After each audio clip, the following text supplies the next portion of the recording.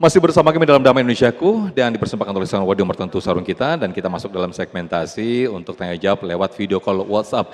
Dan bagi Anda pemirsa yang ingin bergabung di video call WhatsApp kami, Anda bisa daftarkan nama Anda dan juga daftarkan pertanyaan Anda. Seperti yang satu ini ada Ibu Sarmina dari Kupang, Nusa Tenggara Timur, Masya Allah. Assalamualaikum Ibu Sarmina. Waalaikumsalam. Masya Allah, betul jauh-jauh dari Kupang, Nusa Tenggara Timur ini Bu ya? Ya, ya. Masya Allah, silakan pertanyaannya Ibu, nanti akan dijawab oleh guru kita Ustadz Zaki Mirza. Bismillahirrahmanirrahim. Assalamualaikum warahmatullahi wabarakatuh, Ustaz. Waalaikumsalam warahmatullahi wabarakatuh. Pertanyaan saya, bagaimana meraih keberkahan rezeki dari Allah? Terus, apakah hutang riba menjadi penghambat datangnya rezeki, Ustaz? Kiranya begitu saja.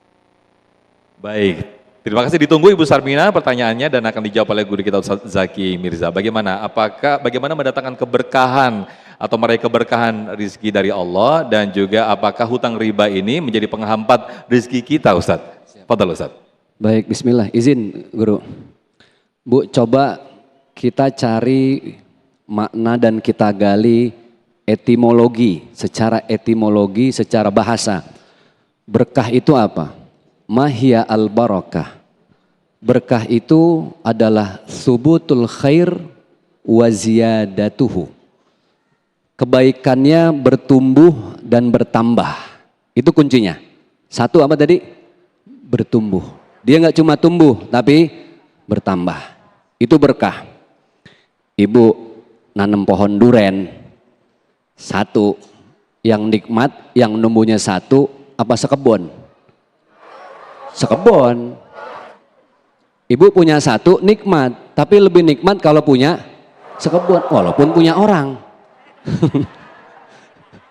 Ini punya kita nih sekebun, bijinya atu, yang kita tanam atu, numbuh satu, kita tanam lagi, asalnya satu, dia numbuh dan berkah. Subutul khair wa ziyadatuhu.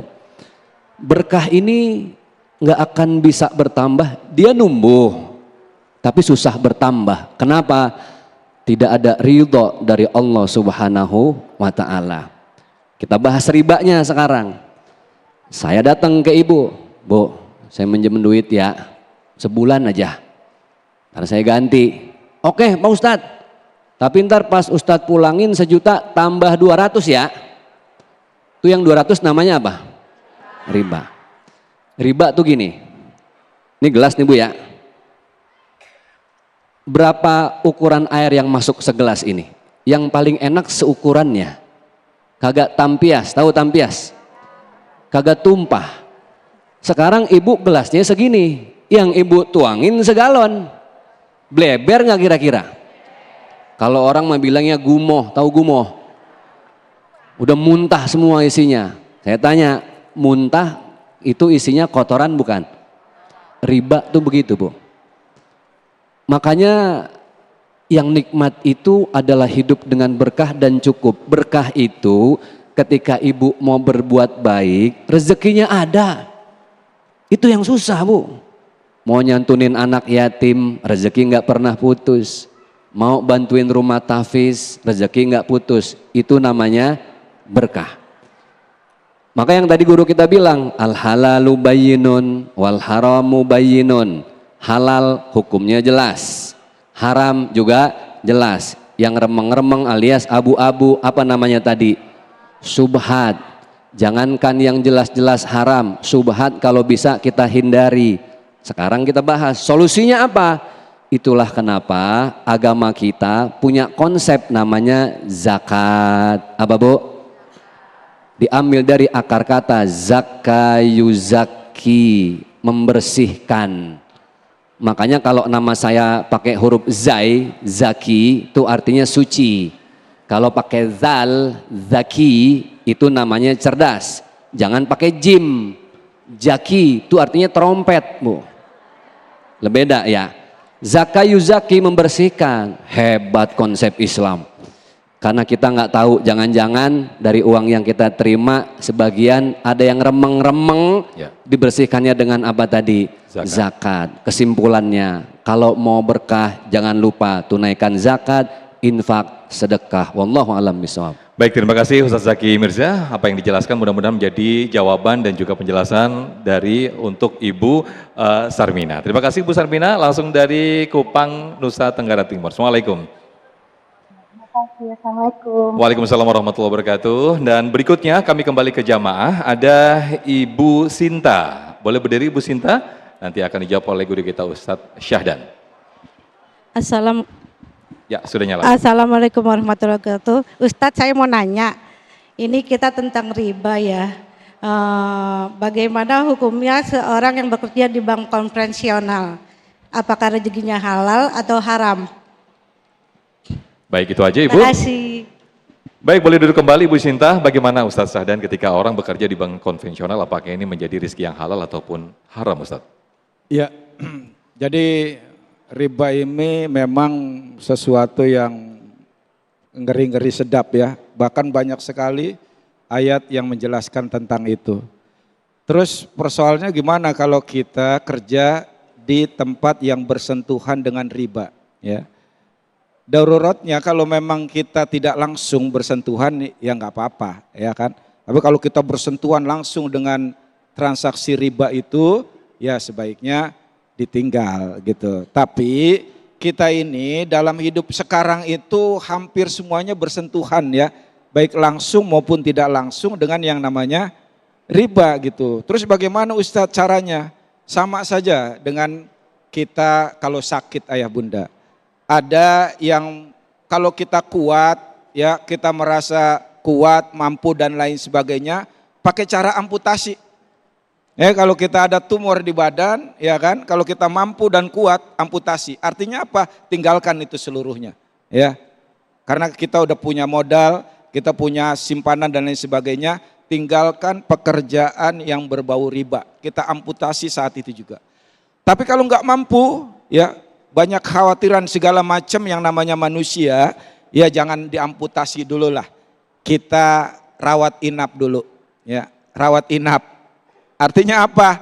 Ya pelan-pelan kita yang ada transaksi yang riba kita pelan-pelan kita tinggalin, kita menjauh dikit-dikit ya kan.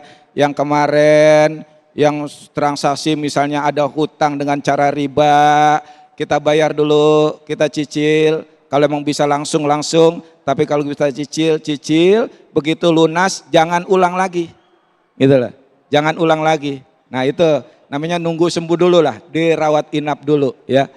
Kalau rawat inap nggak bisa, rawat jalan ya. Artinya apa? Rawat jalan. Ya selama kita belum bisa meninggalkan itu ya, kita jangan membuat yang transaksi yang baru, yang justru mendatangkan riba lagi gitu loh ya. Jadi harus ada tekad kuat ya untuk tidak memulai transaksi yang baru yang berkaitan dengan riba. Termasuk tadi pekerjaan itu. Kenapa? Karena masih ada waktu kan Ustadz ya? Silakan Ustadz. Dulu ada orang yang datang ke rumah Imam Syafi'i. Pak Imam, kenapa?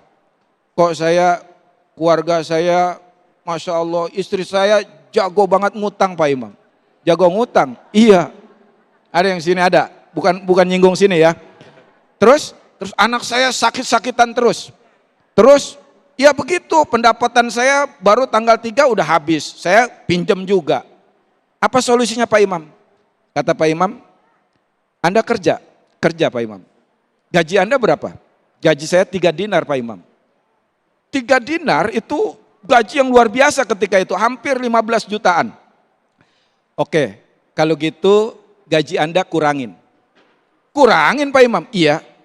Ini gimana ceritanya? Saya yang 3 dinar aja udah ngap-ngapan, ini saya suruh kurangin. Iya kurangin. Udah, hari berganti hari, datang lagi tuh orang. Pak Imam, kenapa? Alhamdulillah, kenapa? Isi saya udah perek ngutang gitu. Tapi anak masih sakit, hidup masih kurang. Kalau begitu gaji kamu kurangin lagi. Kurangin lagi. Kemarin hampir nggak tahan Pak Imam. Iya kurangin lagi.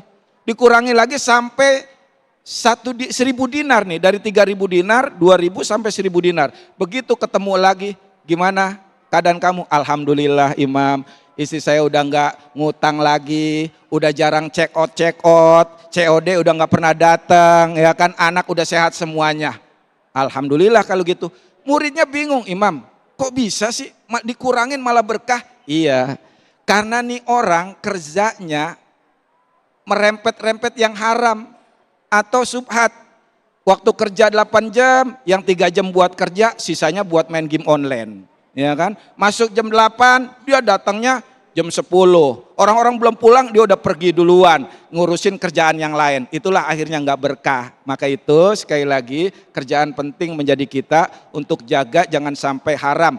Subhat juga ya, karena seperti kita main di tepi jurang, lama-lama kegelincir juga. Wallahu a'lam bishawab. Baik, terima kasih Ustadz Syahdan atas jawabannya. Mudah-mudahan ini jadi perhatian buat kita semuanya. Kembali kita dengan tema kita yang besar, yaitu bagaimana menjemput rezeki yang halal. Perlu kita perhatikan bahwa setiap aktivitas, profesi atau pekerjaan kita perhatikan jangan-jangan ada sesuatu yang haram sehingga ini tidak diridhoi Allah Subhanahu wa taala dan menjadi penghambat rezeki kita. Nauzubillah summa nauzubillah.